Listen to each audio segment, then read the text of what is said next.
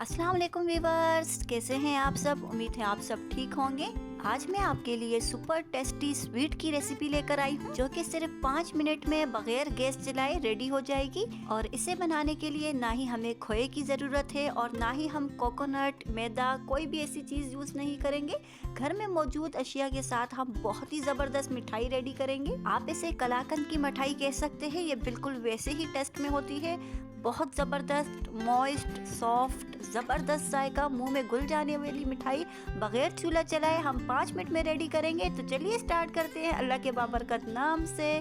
बिस्मिल्लाहिर्रहमानिर्रहीम।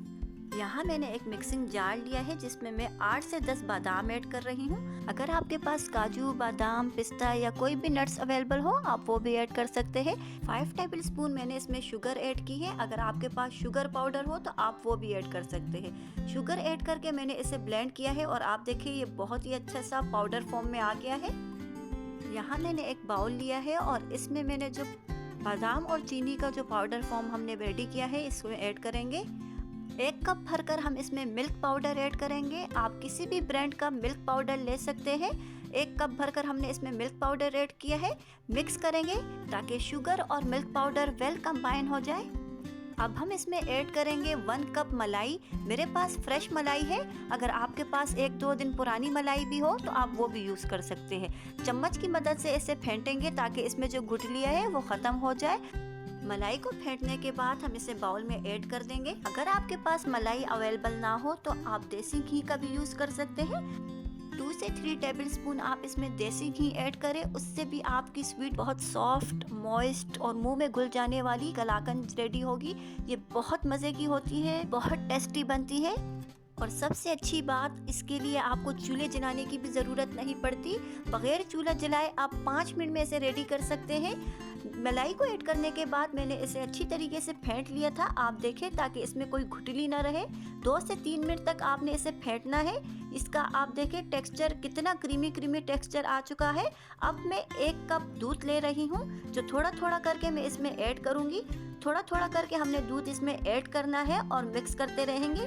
पूरा 1 कप दूध हम इसमें ऐड नहीं करेंगे, हाफ कप ही दूध इसमें ऐड होगा। दूध आपने एक साथ ऐड नहीं करना, क्योंकि ये ज़्यादा पतला ना हो जाए, इसलिए आपने देखकर इसे थोड़ा थोड़ा करके दूध इसमें ऐड करना है।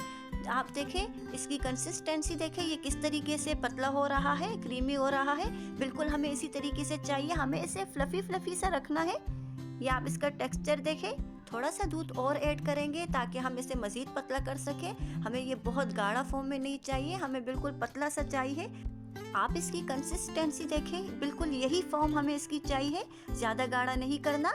बैटर हमारा रेडी हो चुका है। हाफ टी स्पून हम इसमें इलायची पाउडर ऐड करेंगे, मिक्स करेंगे। अगर आपको इलायची पाउडर पसंद नहीं है तो आप स्किप भी कर सकते हैं, ये ऑप्शनल है। पर मैं इसमें हाफ टी स्पून इलायची पाउडर ऐड कर रही हूँ, जिससे बहुत ही अच्छा फ्लेवर आता है। ये मेरे पास ब्रेड क्रम्स है, जिसे मैंने खुद डबल रोटी से बनाए हैं। ये होममेड है। आप चाहे तो आप मार्केट वाले भी यूज़ कर सकते हैं, नहीं तो आप डबल रोटी को घर में मिक्सिंग जार में ऐड करके इसको अच्छे से ब्लेंड कर दें और ये बहुत ही अच्छी तरीके से रेडी हो जाते हैं। बैटर जो हमने रेडी किया था, इसमें थोड़ा थोड़ा ब्रेड क्रम्स ऐड करेंगे और मिक्स करते जाएंगे। मिक्सिंग हमने बहुत अच्छे से करनी है ताकि इसमें कोई गुठलियाँ ना बने, लम्स ना बने।